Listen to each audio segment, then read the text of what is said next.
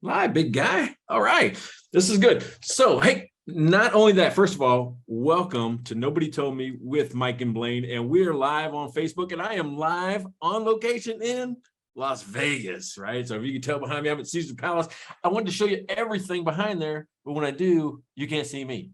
Too much backlight. So Blaine, I've got kind of a makeshift situation going on here between, plugging in a microphone, a different camera. So I might be a little out of sorts, who knows?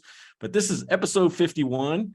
And we're going to be talking about today, don't play games you don't understand. So don't play games you don't understand. So how you doing, man? I'm doing great. So this is, last week it was me on a kitchen island in Calgary trying to figure it out, and you today in Vegas, which is a lot probably more exciting than Calgary, Alberta. But beer today. So we've had a lot of drama before the show even started. I opened a can of beer and it turned out it had a leak in it, poured everywhere. So there's something, so I didn't want to trust the beer. So I went and got a different one, dropped it, sprayed everywhere. So I have beer everywhere, but it's got a really amazing, that thing is cool. Really, it's Flying Monkeys. This is out of Ontario. Quad IPA, 11.6%, called Orange Creamsicle. Tastes delicious. It's almost 12%. So it's a good thing a big pile of it sprayed everywhere. So I won't drink all of it. But delicious beer. What do you got today? I first of all, I'm gonna tell you what, when you're on the strip in Las Vegas, you can't believe how hard it is to find a craft beer. A can of beer would be tough, I think. They got cans of beer. If you go to like the little sundry places, and the little gift shops around, they have cans of beer, but they're Bud Light and Coors Light or Modelo or, those type of things. They don't have a craft beer. I actually had to leave the grounds of Caesar Palace. I went to CVS. Not selling beer yet or something. There was something where they were, I don't know what it was, something wrong with it. They had a big gate in front of all of it. I'm like, well, might be too early. Who knows? So I ended up finding a little sundry place on the other side of the casino that had two. And one of them was like Lagunitas, and we've already did that. But I had never heard of this one. And what's funny is yours is like Bubble something. This is like Bubble Stash. Bubble Stash. And it's from Hop Valley Brewing Company in Eugene, Oregon. All right. Hop Valley. Okay. Now, what was interesting about this, first of all, it was the only one I could find. but second of all, it's brewed with this thing called cryo hops, right? So it's patent pending. So it's a new, not a new hop. It's a new way to store hops at sub-zero temperatures. So they throw it in the freezer. Yeah, it's like frozen hops, I guess. Frozen hops. But I'm going to try it because who knows? See what it's like. It sounds a little bit like someone bragging about we freeze the meat and leave it in the freezer before we take it back out and cook it. But we'll see. Hop Valley. I think I've had that before, but strangely, I think the one place I've had it is at Barrett Jackson Auto. It's not bad. Auto show in Scottsdale in the winter. I'm pretty sure Hop Valley's there. I don't know anything else about them. Yeah, it does have a different taste. There's a different hop to it for an IPA, but it's not bad. So good. Hey, we had other good news, right? Remember we teased it at the end of the last episode. We teased it that we might have good news, and yesterday we confirmed it. We have a new sponsor. International sponsor. We can't tell you who yet because we won't be deploying the sponsor until September. But yeah, we do have a new sponsor, and it's we like to say international sponsor. That's pretty cool. Yeah, right. So can we tell them the country? Yeah, sure. That's cool. That's fun. So I guess, and this is what's kind of cool, right? So 88% of our listeners are from the United States, right? 88%. Yeah. This guy is in France. But the product, which is he's got a cool product, I'll give him that. So I mean, he's got a pretty good product, but he wants to roll it in, launch it kind of throughout the couple of months before Christmas. We're one of the platforms. I think he's got a lot others, so you'd be hearing about this product a lot. But we're excited. I'm excited, right? But how do you find us if you're living in France? Yeah, you think we'd have to have like a wine business wine and bullshit or something to get someone from France. So that's that's kind of cool. It's super cool. Mm, mm. And he's paid already. I mean, that's an even better client, right? We talk about Even cash better. flow all the time, and here we haven't even done the work. I haven't even Yeah. done the work. We got paid. That's why you're in Vegas. Just put it all in red. See what happens. Only way we're going to be able to afford our own ad. Let's come to Vegas. Yeah, exactly. That's how we're gonna buy some beer. There you go. There you go. So, and speaking of, if you want to be a sponsor, let us know. We do have, if you go to mikeandblaine.com, you'll see the Dry and Run logo up. I will be putting the logo up for the new product in September. I think we're going to launch in September. But you can also be something as well. So, if you're interested, click the button that says, I want to be a sponsor, and let's talk about it. Yeah, for sure. That's so fun. That's really cool. Exciting. All right. So what's interesting is that today's topic is don't play games you don't understand. And I just happen to be in Vegas where there's probably 1,000 games down there that I don't understand. Exactly. That's a danger. It's built to lose money, lose your money. But even if you know the game, but if you don't, I'm sure your odds even go further down. Are you a gambler? Do you do anything like that? So. Not much of one, no. A little bit, but more in sports, but not much, no. Yeah, see, I'll dabble a little bit. I'll do a fantasy football, which is kind of like gambling, but there's a little bit of you're interacting. I do.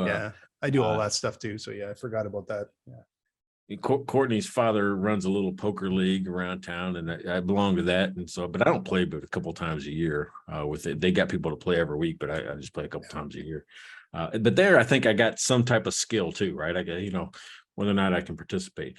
But when I come to Vegas, I might just do slots. Everything else kind of scares me. I'm like, I don't understand these games that well. I mean, I guess I could do blackjack, but I don't really understand what to do when.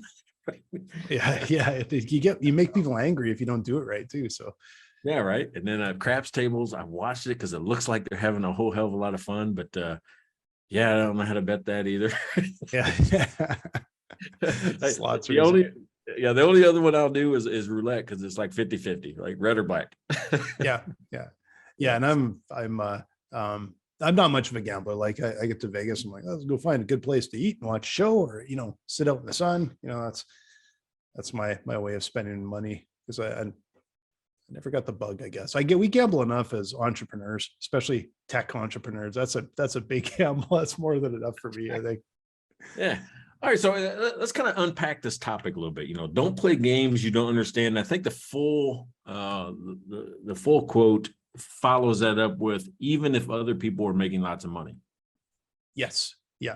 And we'll dig up that entire quote for the description. And it's man, that is really, really powerful, really good advice. And that's I think why so many startups, including our own, we always hear, especially from investors, they like, kind of going back to last week's, scratching your own itch. It's solving your own problem. But you take this forward to here, it's because you understand the problem, you understand it really well. And it's not that a big part of that is how complicated it is and how hard it is, because everything looks easy from the outside.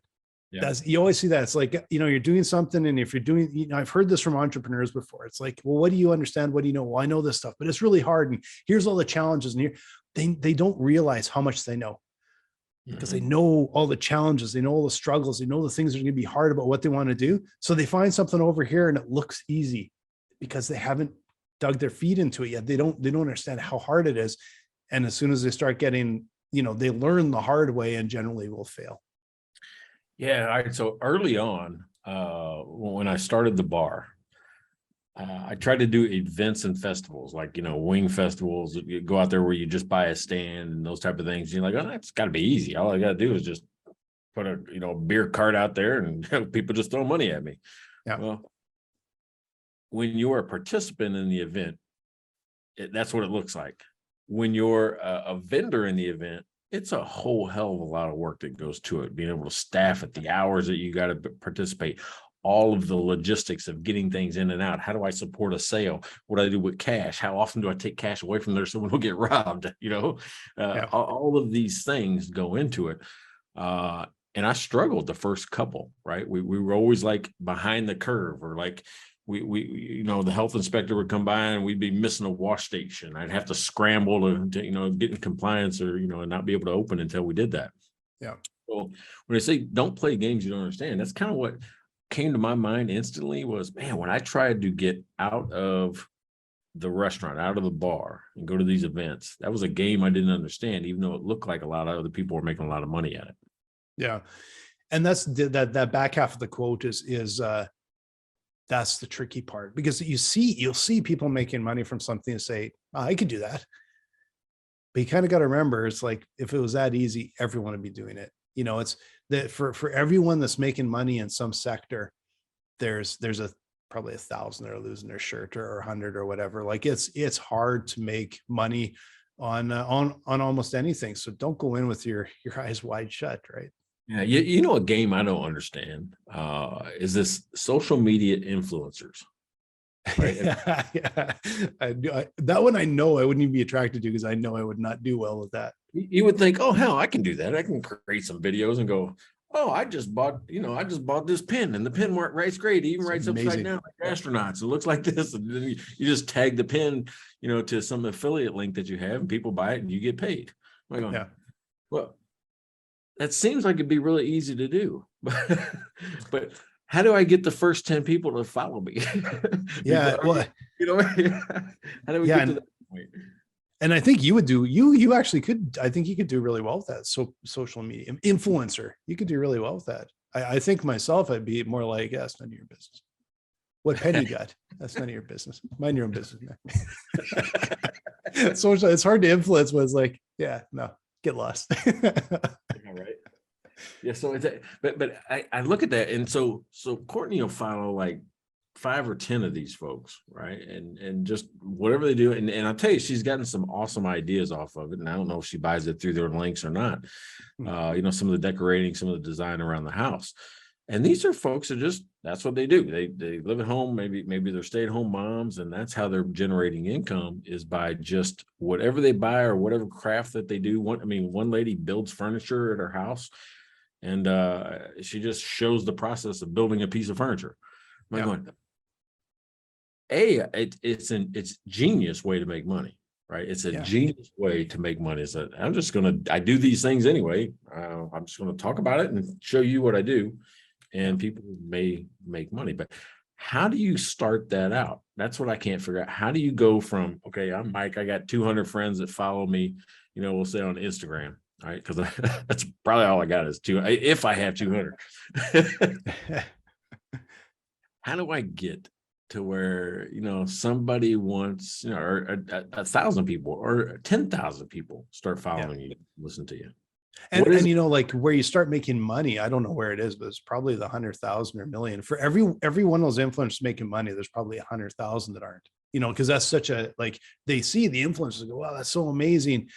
But they don't really understand. And that's the trick, is how do you get a critical mass of users, like a critical mass of followers, and keep them? And that's the secret. And I have no idea how you do it. I like literally the one place I could see being, and I wouldn't even be an influencer, but I could say like, this would be useful for Instagram, is like I go to enough breweries, that I think I was probably at 9 or 10 different breweries in the last week, that I'm like, yeah, this would be a place I could take a picture and make a comment about beer, kind of like we do here, because I frequent that, and I feel like I have enough beer that I probably at least have an opinion.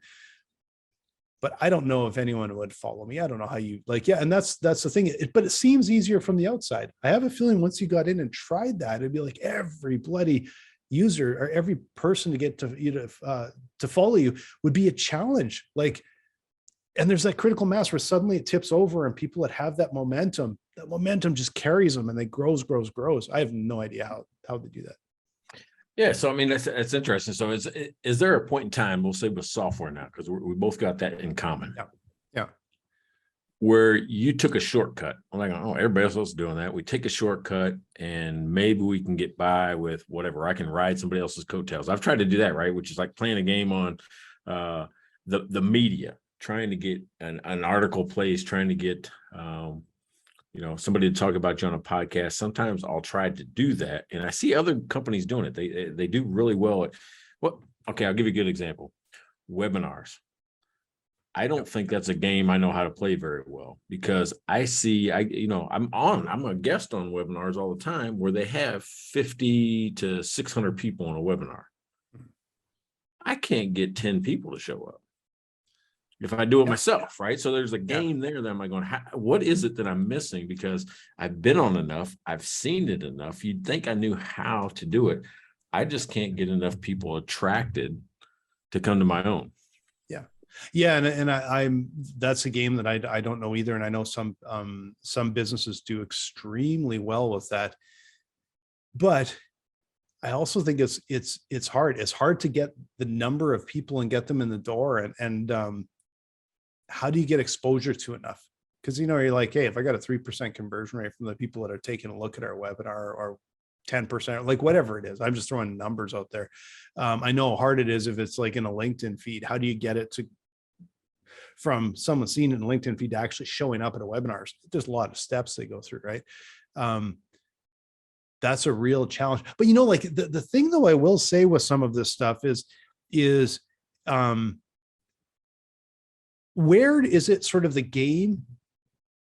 And it's sort of a bigger picture. Where is it a game that you don't want to play unless you really understand it? And where is it a game where, man, you got enough of the elements, you need one skill? Like, you're kind of like Wayne Gretzky, but you don't skate quite well enough. Like, like you can fix that one thing, or you've got the one thing you can train to, or whatever. So in other words, like you're talking about a webinar, it's like you do training. You have people that know you, they know, Cashflow Mike, and they've got like, you have valuable information. You have a target that wants you, all of these things.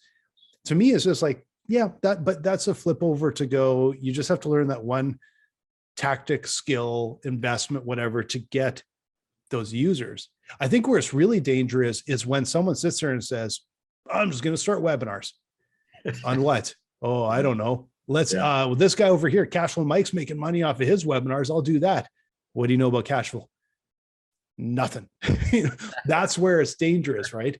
I think that's where it's most dangerous. It's like, there's again, that tipping point where it's like, you've got enough to tip it over. It's not going to be, you still have to take those strides, but it's most dangerous when you don't know anything. I think you said it right there, which was, you see someone else and they make it look easy, right? Mm-hmm. They make it look easy. I mean, I remember my middle daughter rode a bike because my older daughter made it look easy. Right? They walk sooner, they crawl faster, whatever. They just, oh, that's easy, I can do that. And I'm just saying, I think when people make it look easy, more people want to try. That's why there's all these, like, I don't know if you've noticed, like on, we'll say Facebook, and maybe because I've looked at a couple just to see what they do, so I get more of them in my feed. These online coaches that do things, because I'm like, okay, what are they doing? Because I'm a coach. I'm like, what do they do that maybe I don't, that I can learn from? And it seems like smoke to me, right? Here I'm like, I don't feel like I get anything valuable. That's my biggest pet peeve about the internet, is that I am a sucker for a great headline. I'll click on it, right? Like, oh yeah, I want to know how to do that. And then the article will be nothing. It'll be just like random or so generic that I shouldn't have clicked on it to begin with. So, my favorite lesson I learned, you say you need that one skill, and I think I'm better because of this. I worked with a guy that does social media ads. Mm-hmm. And we were trying to target on Facebook, we were trying to target professional services. We're talking like dentists and chiropractors and plastic surgeons, those type of things, right? Because we thought that this service and this training was going to go well with those, and it does. But when you get in Facebook, it's harder to find people that will say are a dentist. I'll give you an example, right? Because not a lot of people say I'm a dentist, job dentist, right? So they just don't. They don't put a lot of that. So what he taught me was like going, dude, you were a trooper. You should know this. I'm like going, what are you talking about? And he goes, yeah, it's an investigation that you're doing. You're like going, okay, well, if I want to know who's a dentist, maybe I should also look for people that went to dental school. like, oh yeah, that makes sense. Right. It's just something so simple that, like maybe they don't have it in their job title or where they work, but maybe they put that they went to, University of Texas Dental School or something, and they belong to that group. They belong to a dental group or something like all these things that they don't outright directly say that they're a dentist, but there are all these things that match up with this is probably a dentist. Yeah, it's got the, and I think that was with a lot of the, well, I think Google does that with a lot of like the personalization of that. I remember being at a conference and they were talking about some of the personalization, and it's really interesting because they'd be like, the example they gave, and it's so long ago, I can't remember all of it, but it was about the, those online airplane magazines where you buy stuff. And Sky Mall or something like that. Yeah, Sky. I think it may have been actually Sky Mall, and they're talking about. I actually miss Sky Mall. I actually like thumbing through that. Oh yeah, they crazy stuff in there, and but the example was that they had, I think it was a phone in where people would phone to, because it was back while they would phone in and they would go to buy whatever they want to buy, and they would have notes about, well, if they buy this, offer this. And I can't remember what the example was, but it didn't seem like the things were that related. But they had done that analysis, and they saw what other people were buying, and they figured out that, if they buy this blanket, they're likely to buy that album or this globe or whatever. And they had a way to sort of tie that together. And that's what it reminds me a little bit of, it's like you're talking about the dentist. It's like that one line over here. But it's like, yeah, but dentists, maybe they golf at a way higher level than other people or something. And you can find these things out about them and get a whole picture of somebody. And that's how you get to them. I don't know how you do that, but it's really interesting to be able to take that deeper look, right? Amazon tries to do a little bit like that, saying frequently bought together. Now, their stuff always kind of makes sense. Well, okay, if I bought this electronic, maybe I need the cables, maybe I need the batteries, whatever it is. Yeah. But that was one of the ways that I built a presentation called, 10 ways to supercharge your cash flow. And one of the things I talked about was bundling, right? This is kind of off topic a little bit. But what I was talking about, the examples I gave was first of all, you've been to the airport, right? Oh, lots of them. Nightmares. Yeah. Do you drink beer in the airport? Yeah, I've done that. I've almost missed flights because of that. Okay, well, check this out, right? Because I own bars, I always kind of watch how things happen. So if you drink beer in the airport, sometimes they'll offer you a side shot for like $3, right? Okay. The beer is like $10, right? The beer's $10. The side shot is like $3. Yeah. Well, when you start thinking about it, you're like, well, I said, why do they do that? Why do they want you to drink the side shot? And they go, oh, that's old inventory. Not a lot of people are going in there drinking liquor, right? If you just watch around, there's not a lot of people ordering Jack and Coke. So there's not a lot of people ordering, tequila shots, those type of things, right? Because the bar situation is different there. People kind of just do it, kind of calm their nerves. They might have a glass of wine, they might have a beer, but they're not drinking a lot of hard alcohol in there. So I'm like, okay, it helps them move their inventory, but it also increases the average check of every guest, right? So you're increasing your cash flow when you bundle those two things together. Yeah, you're cutting one a little short because you normally wouldn't charge $3 for a shot, but you're getting $10 for the beer, $3 for the shot. Now I got $13 instead of 10. Right. It's a little bit more way to bring revenue in. And then I started looking at bundling differently after that. I'm like, okay, well, that's kind of unique and different. And I went to everybody have seen these things. Have you ever seen the hat and the t-shirt bundle together? Right. It's like a hat and then they got a t-shirt. And I started kind of watching that a little bit more closely. And when you look at it, normally more people will buy a t-shirt than a hat. So how do I move more hats? Well, I wrap a t-shirt in the middle of it and sell it for cheaper, right? Or about the same price as you can get one hat, right? So it's like $15 for a bundle, where it would be like $20 for the hat and the shirt. Yeah. Something like that. So it's a really interesting way when you start looking at it from a bundling aspect to move slow movers and to increase the average check. And what I think that speaks to is that's why you have to understand what you're walking into. Because in like a bar in an airport, you kind of recognize the people that have run that and have done it, they're 10 steps ahead. They're bundling those things because they know so much about it. So man, think about how long it would take for you or for a regular person to kind of get up to speed saying, okay, I've never run a bar before, but now I'm going to run one in an airport. Yeah, that'd be a big jump, right? Yeah, and you would think you could do it because you had run bars before. Like me, I had almost 10 years of owning bars, but that clientele, everything about it would be different. At least in my bars, I knew it was the same people. I knew everything about them. I knew what they like to drink. I know when they'd get a little bit intoxicated. I could tell just by looking at them. Sometimes, I mean, like, oh, he's starting to get a little bit tipsy here because he doesn't normally talk like that, Yeah. Like you after 11% beers. 11%.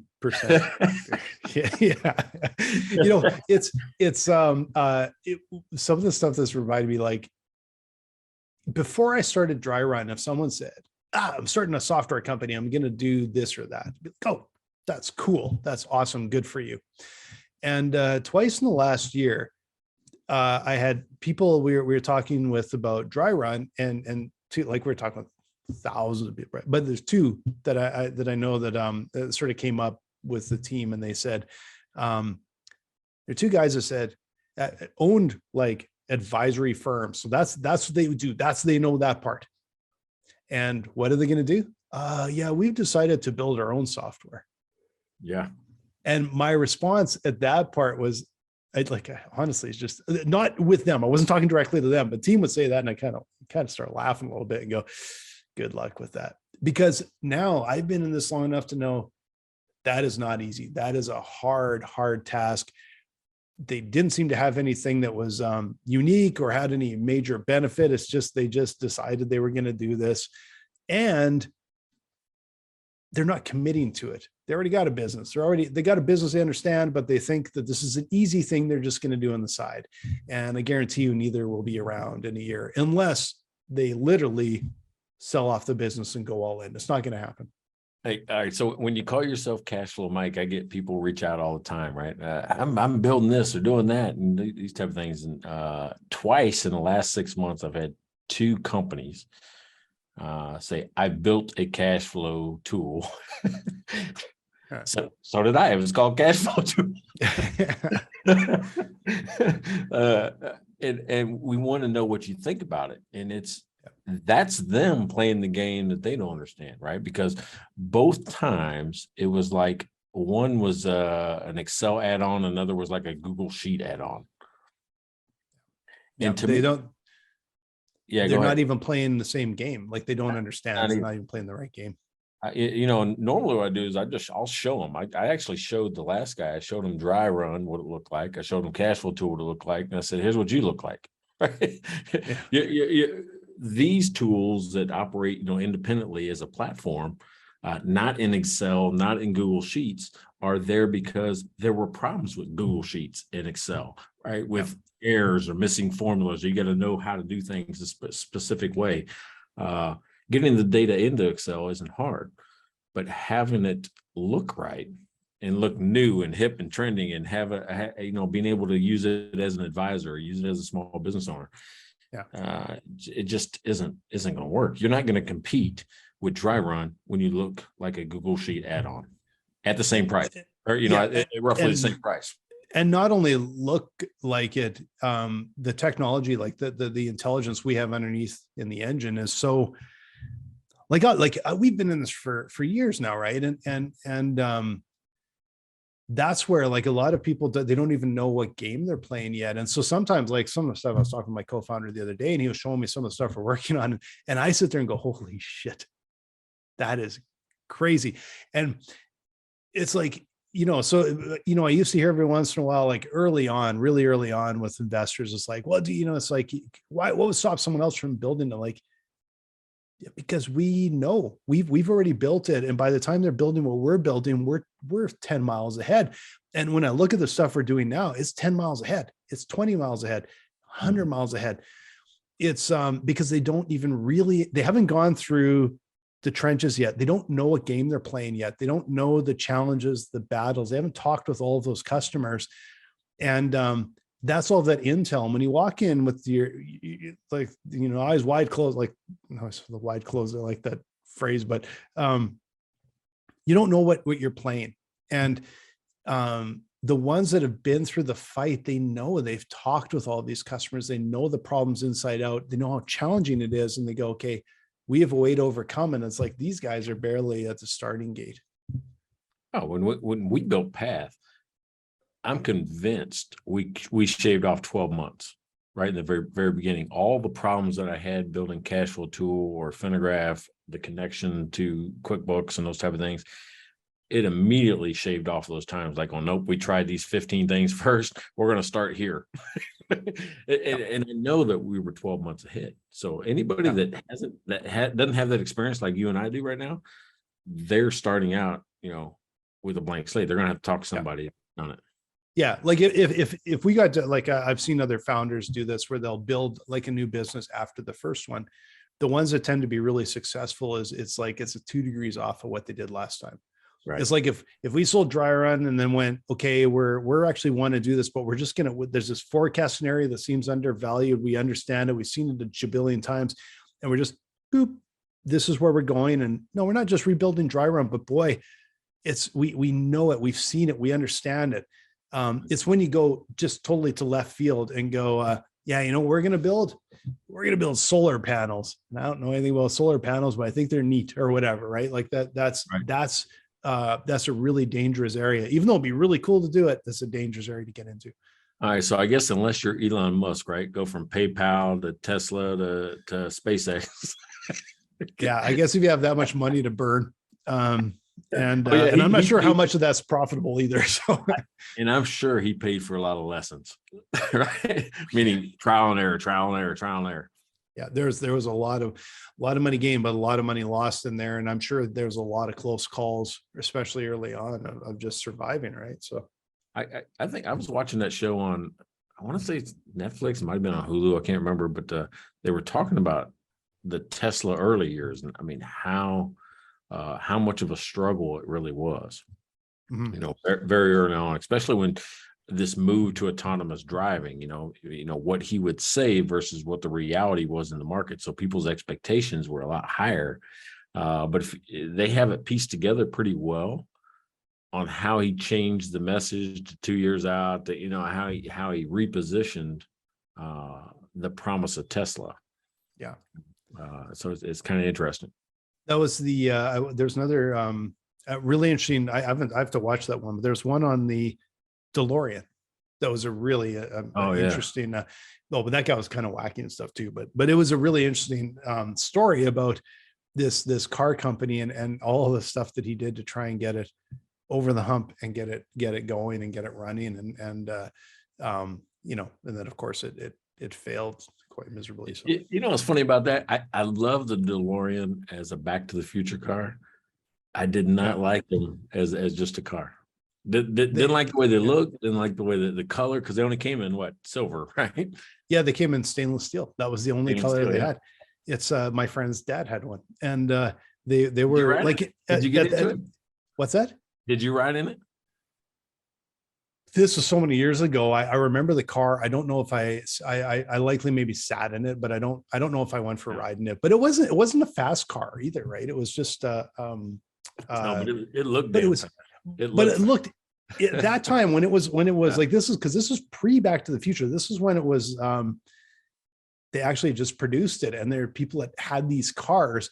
And it looked so futuristic at that point, like, oh, that thing's amazing. The going doors and all that, and just like unbelievable. And it's, but now when you fast forward a few years, and it's like, it was all right, but it wasn't. I don't know if it was groundbreaking for his time.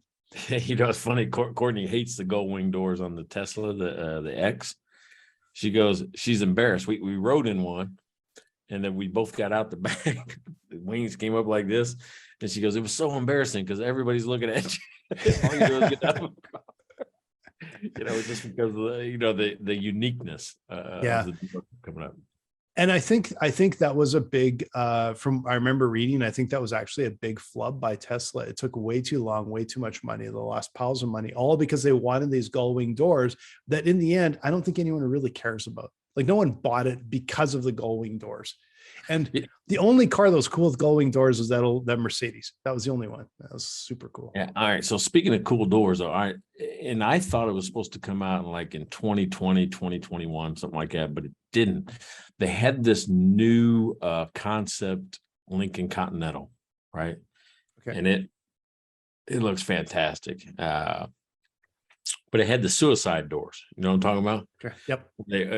Instead of opening, together, I guess, or the same direction, they open up from the middle, out like this. And go wide open. Yeah. And go wide open. So I'm like, oh man, it was just such a cool car. And I was hoping they would build it, because I'm like going, I don't like to splurge on cars. My rule is buy as much house as you can afford and buy as little car as you can afford. Right. And that's just kind of me, because they don't retain their value. It's just they don't retain their value, but they make such a cool sound. And I really like cars. So I have a little problem with that. Yeah. But I do very much in the same sort of put your money into a house. It's a good investment, but because I've got good investments, I bought a car that has a nice growl to it. So all right, so I bought a car, and I am on pace to almost drive 4,000 miles this year. It's about the same with me. I don't put a lot of kilometers on.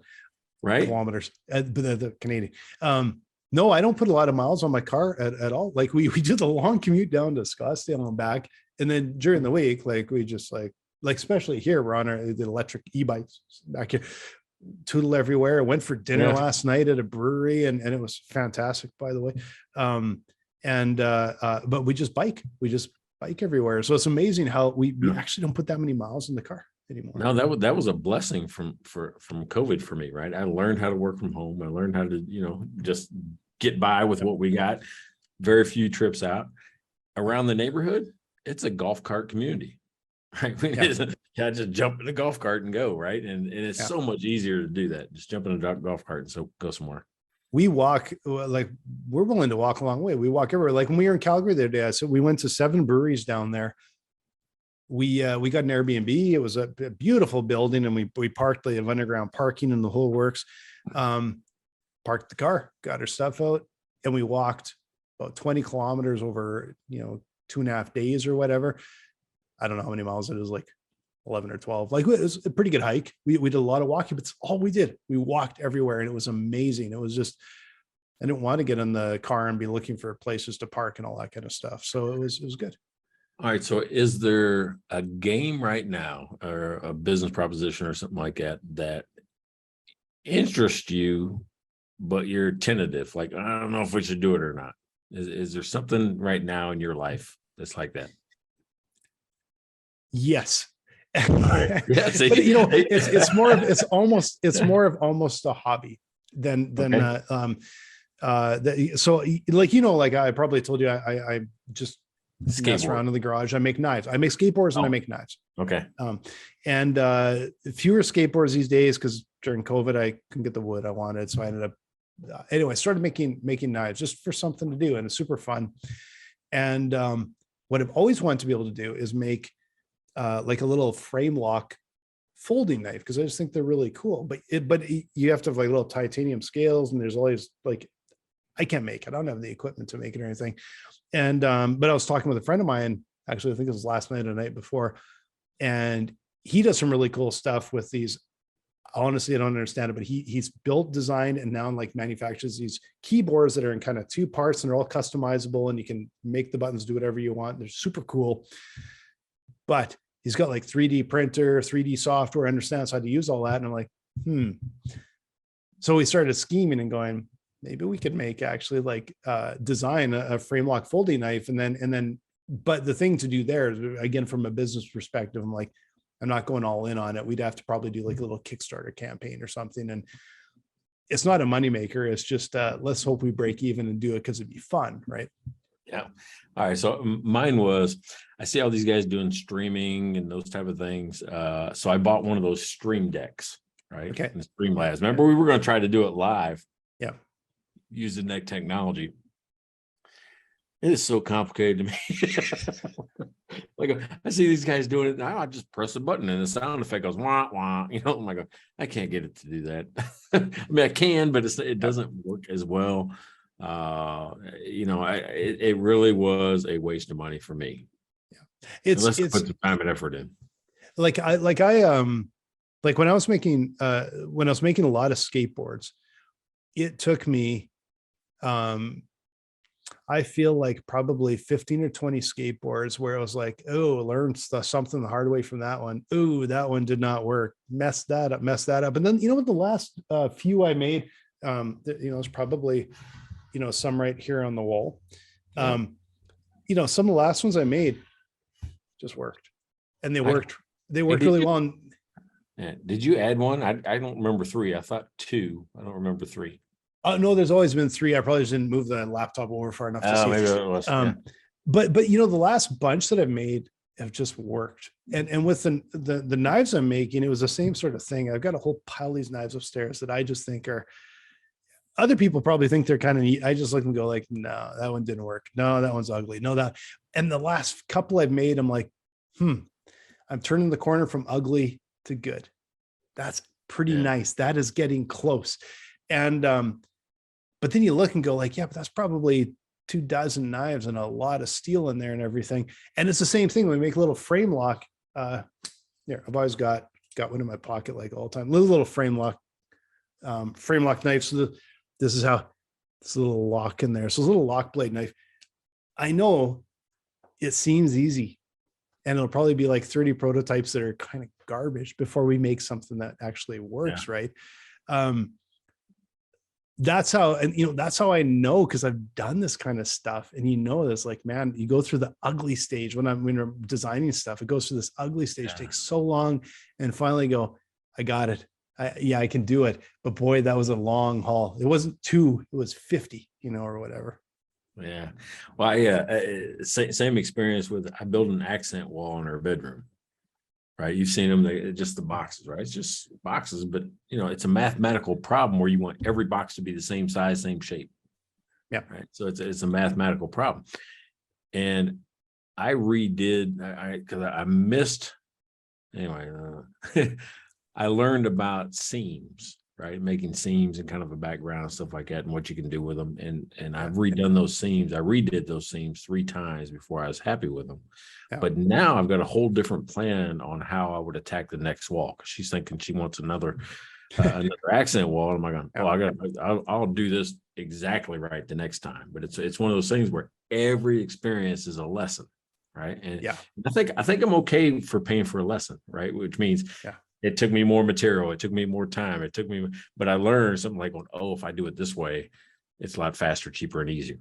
Yeah. It's the famous, you know, it's not the quote of the day, but it's the, you don't know what you don't know. Yeah. And it's every single thing like that is just these hard lessons that make it really tricky. And it's amazing when that's where mentors come in for businesses, like advisors, just talking with other people that have been there. That's what helps with the shortcuts. Listen carefully, like, because that's the other thing. Like, I've seen entrepreneurs before, they think they know everything, don't want to talk with anybody, don't want to hear anything. I'm like, I'm the opposite. Like, I don't know, you know what, you're always, I always want to talk with people that have been there and have done it. And you listen to every word they say and go, okay, yeah, not all of it relates to us, because I know this is different, but that part does. That part relates so well. And that was it's like a little shortcut. And that's when you're doing something you kind of know something about. Boy, it's tricky when you don't know anything, right? Yeah. So, I mean, that's kind of what would be our lesson learned, right? So, I mean, I think out of this, don't play games you don't understand. If you're into something new, I think, and this sounds so cliche, I hate saying it, but find an advisor, find a coach, find somebody that, you know, even if you have to pay the, I don't know, $150 an hour or whatever it is, buy that hour, buy that 2 hours, and avoid some of the common mistakes that you're going to make when you don't know what the game is. You know? Yeah, absolutely. Frankly, talk with your competition. Like, yeah, exactly. You and I were competition, I guess, at one point. And like, I know all the guys that, like, a lot of ones that are in the same space as us, and they're in the same battle as us. They're in the same fight, like as a competition, but we're all trying to solve the same problem. And so we like, talking with each other. You're not Mhm. sharing industry secrets, but you're sharing a lot. You're willing to talk, and talk with other entrepreneurs. It's amazing how much I've learned from other entrepreneurs that are in a completely different area, completely different sector, but they can run into similar problems when it comes to staff and HR and sales and marketing and this and that and the other. You can learn so much from that. It's everything is a challenge, but that's the thing is if you go into something you know nothing about, man, you have to learn every single thing from scratch. If you go in and you understand the problem intimately and how you're going to solve it, and you've got this, like, okay, now you're halfway there, but you have to learn everything else about the building, the growth, the scale, all of the other stuff that comes with it. Absolutely. So, all right. So I think that's what I learned today was I should get a coach. I'm a lot better at it now. I'll tell you, I used to fight it. I'm like, no, especially after I had a bad experience. I mean, have you ever hired a business consultant? Never hired a business consultant. Okay, so I did, right. Early on, it's when I was having these restaurants, I was trying to figure it out, right? Because it's again, I bought it like going, I used to wash dishes and be a waiter at a bartender in college. I mean, like I should be able to do this. Yeah. Well, there's a lot more to it that you find out real quick.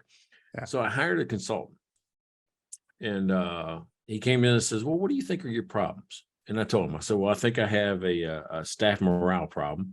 I think I carry too much inventory. And there was one other thing, I forget what it was, but there was something about the POS system wasn't set up right. Right. It was like those three things. Yeah. And 2 weeks later, $2,500 later, I get a 2-inch or 1.5-inch binder from this company. And as we're going through his presentation, there were 3 big problems that stood out. I had too much inventory. I had a staff morale problem. And the POS wasn't set up right. What the hell? So that binder sat, and I think I got rid of it finally in the last move to San Antonio. That binder sat on my shelf as a reminder, as a $2,500 reminder not to hire a consultant like that again. Yeah. Yeah. And I think they're not all created equal. It's like if you hire a contractor or like a plumber or whatever, like everybody, like they're not all created equal. And the odd time, like a lot of people come into the house and you're like, as well as I do, sometimes like I know more than this person, that is not going to go well. And I end up doing everything myself. Right. But when you get an expert, like a real old pro, man, what a difference. Like what an absolute difference. And it's makes a world of difference. Well, one of the things about like social media is, how do I stop the scroll, right? What is it that I put in front of you to stop a scroll? Mm-hmm. And for me, when I see somebody doing something, because I like to fix things around the house, I like to, build things out in the garage. When I see people doing stuff like that, I can always kind of stop for a second. And I've learned so much about how to better just, the thing I watched the other day was just about putting a foam installation around pipe. And if it comes into a 4-way, a T, what's the best way to do that to cover it? And it's 90 degree, right? Cut all 4 of them into 90 degree, or I guess 45 degrees. 45. I was just gonna because I did that just down there. So I guess it was just on a 90, and I'm like, yeah, I know. I figured out you cut by a 45 and then it folds and it does all this. Yeah. I should have watched YouTube. It would have saved me some time and a bunch of cuts. It wasn't even a YouTube. It was like it's these reels things. And I think that's where social media is going. It's going away from the post. It's going away from the pictures and those type of things.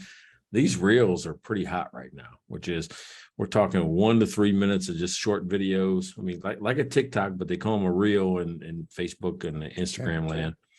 Yeah. And I find myself watching those a lot more now.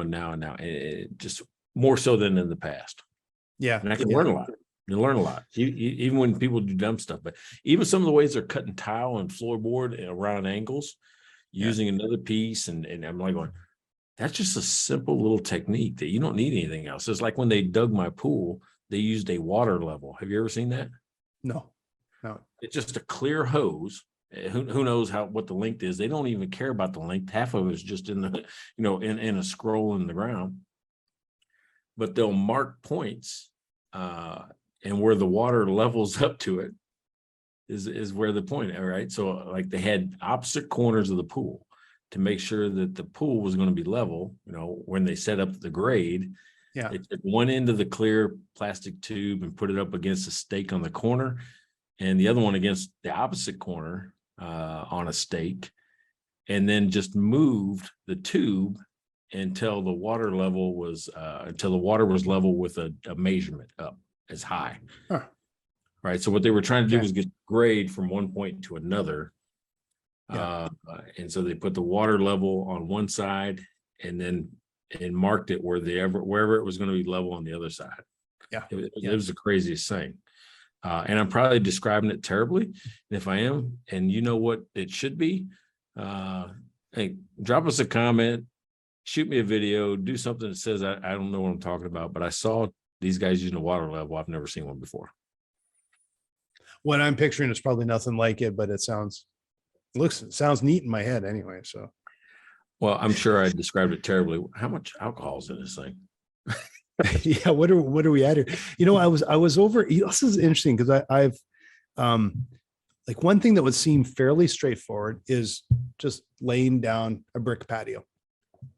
And my parents just had a brick patio put into their backyard. They took us some concrete, put in a nice brick patio. And I was talking to my dad on the phone, and he says, this guy, what he wants to do is he wants to, chop off this part of the lawn. He wants to do this, wants to do that. And I'm like, okay, that's none of that I would have even thought of, but sounds like he knows what he's talking about. The guys, he said, yeah, this guy's been in it for 33 years. He'll tell you what, it's going to look good. And so we stopped by on our bikes the other day, and I walked in and went, holy shit, this looks great. Like, wow. And you just looked and went like, way more than I expected. It was like a little circle pattern that came out from the inside, and they had sort of readjusted some of the lawn and made a nice straight line, all that. And they put like, border down here and border down there. So this could do this and this could do that and everything. And I looked and went, this is a great, and I was just like dead flat. They did this in I think they did it in 3 days. And the guy said, it's usually a 2-day job, but we have to do a little extra here or there or whatever. Right. But you look at that and it's like, it would seem simple to lay down a brick or two or whatever. It's like, hey, it throws down some sand, you level off. If you lay down a brick, how tough is it? And then when I heard all the stuff that they did and I saw what the end result was, I'm like, yeah, not even close. Like I would never be able to do anything like that. And these guys came in and out and were done, and it was unbelievable. So it was kind of just a good reminder. You get just a really experienced person that has that craftsmanship, and it's going to be completely different. All right. Hey, so if you haven't already checked it out, if you haven't checked out mikeandblaine.com, go check it out. We've got a couple different things on there, right? You can buy merch. Remember last episode, we showed you some merch. You can buy merch.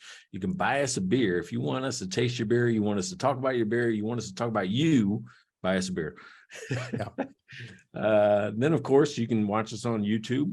Links right there on our site. And every episode is always on our site as well. So, Blaine, 51 in the books. Can you believe that? We're 51 in the books.